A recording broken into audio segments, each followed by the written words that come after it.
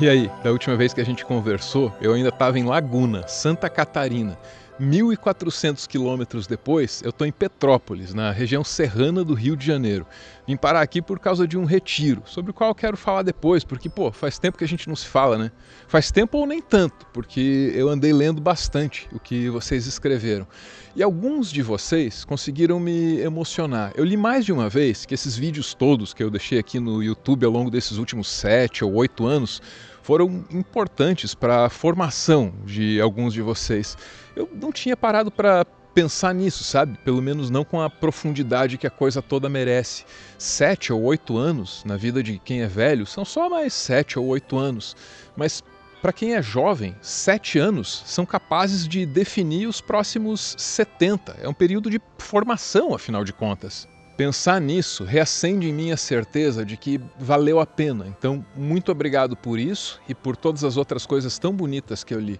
Mas eu quero falar de um outro tipo de comentário que eu li várias vezes. Te falta ódio. Acredite se quiser, porque até isso me foi dito com muito respeito. E até disso eu gostei, né? E dessa frase é que eu quero falar. Te falta ódio. Essa frase grudou na cultura a partir de uma cena muito forte de um anime, Naruto. Mais uma razão para a gente não ignorar nem subestimar a força desses produtos culturais. Porque o anime também chega na vida da gente dentro desse período tão importante aí de formação, né? Dentro dos 7 anos que são capazes de definir 70. Enfim, te falta ódio é uma frase dita ao Sasuke, ou Sasuke, pelo Itachi. Você deve saber.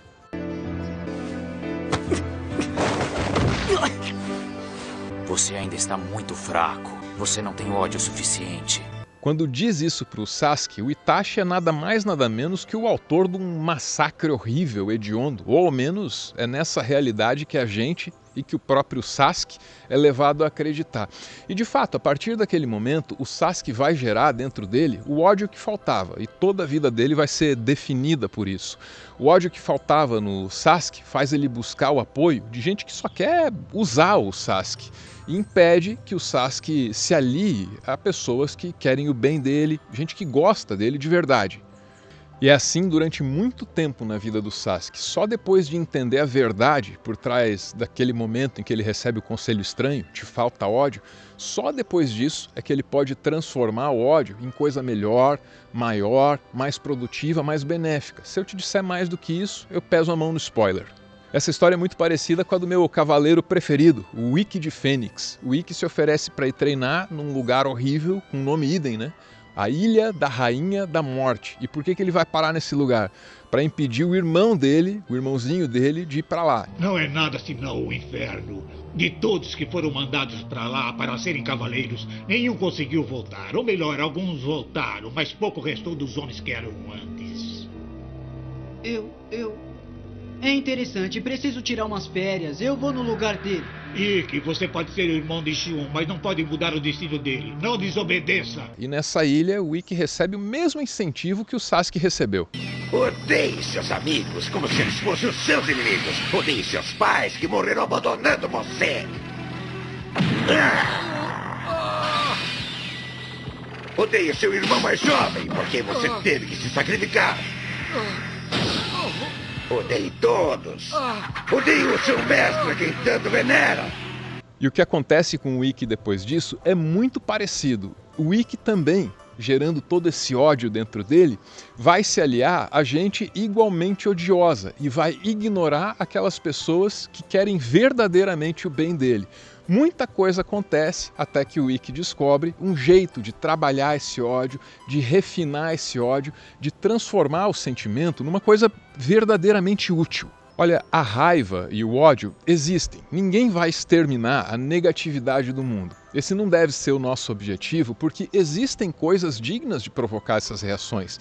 A injustiça, a brutalidade, a violência contra o inocente, as muitas formas de escravidão que essa humanidade já foi capaz de inventar, tudo isso é digno desses sentimentos. Sim, o que a gente não pode é despejar esses sentimentos brutos, in natura no mundo, de maneira assim irrefletida.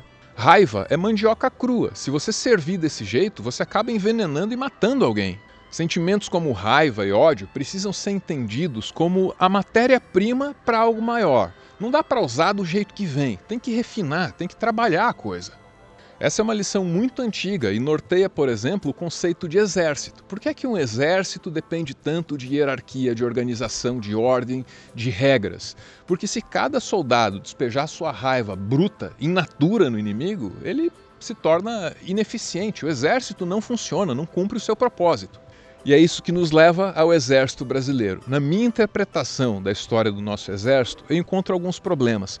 Como o nosso Exército está ligado diretamente à proclamação da República, ele sempre se compreendeu como o proprietário legítimo dessa República. De quando em quando o poder cai em mãos civis, mas os nossos militares, o alto comando, fica lá, na espreita, só esperando algum vacilo que justifique a tomada ou a retomada do poder. Existe, desde o início da República, um ressentimento militar contra o poder civil. Um ressentimento que eu estou atribuindo ao Exército, mas que poderia ser mais corretamente atribuído ao alto comando, ao nosso generalato. Na nossa história militar, há muito mais bons soldados que bons comandantes, bons estrategistas. Tanto que os militares preferidos dos brasileiros são até hoje os pracinhas de Monte Castelo. E um pracinha é um cara de baixa patente, é alguém abaixo dos oficiais. Os generais memoráveis na história brasileira costumam vir nos moldes de um Braga Neto. Esse que foi preso porque estava envolvido numa conspiração não muito menos violenta que aquela que gerou o massacre dos Uchiha em Konoha. Vamos lá, Reinaldo, o plano para executar Lula e Geraldo Alckmin foi discutido na residência, né, do general Braga Neto no dia 12 de novembro de 2022. O encontro foi confirmado pelo general Mauro Cid e corroborado por materiais apreendidos com o general Mário Fernandes. Braga Neto estava presente no encontro, segundo a PF. O plano foi elaborado, diz a PF, na casa do Braga Neto. Faz tempo que eu olho para esse problema histórico e cíclico que o Brasil tem com o seu exército com uma insatisfação muito grande e, por que não, com raiva também. Faz tempo que eu coloco a minha raiva na mesa sem preparar ela direitinho. Mandioca crua, coisa venenosa e perigosa. E aí, tomado por essa raiva, eu me acostumei a dizer coisas como, nós da sociedade civil somos os verdadeiros comandantes, temos que mostrar para esses caras quem manda. E a gente tem que começar obtendo controle da formação dos novos oficiais. Formar uma nova geração de oficiais democratas. À força. E hoje eu quero dizer a mesma coisa, porque eu não mudei de ideia, só que de outro jeito. Nós, civis, temos que nos aproximar desses militares e participar, de alguma forma, da formação deles. Que tal unir os melhores dos melhores da AMAN, uma grande escola militar, com os melhores dos melhores da USP, da nossa UNB, das nossas universidades federais? Que tal aprender um com o outro? Que tal levar uma formação histórica e humanística para essas novas gerações de oficiais? Que tal buscar com isso alguma coesão social, uma visão comum de Brasil, uma visão que funcione para todos os envolvidos?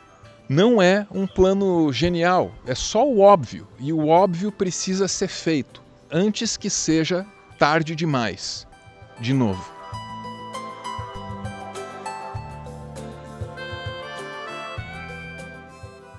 Muito obrigado por ver mais esse vídeo até o final. Eu passei os últimos dias num retiro, 10 dias em voto de silêncio, aprendendo uma técnica de respiração e concentração. É muito menos místico do que parece, viu? Eu quero contar essa experiência num vídeo mais longo, mais bem trabalhado, em breve. Eu vou precisar de uns dias aí para fazer isso, mas tomara que eu faça direitinho, né? Até lá, valeu! Claro, e um Feliz Natal, sem falar num ano novo repleto de realizações e aprendizados para todos nós. O que passou, passou. O que quer que tenhamos pela frente é muito mais importante. Agora sim, valeu!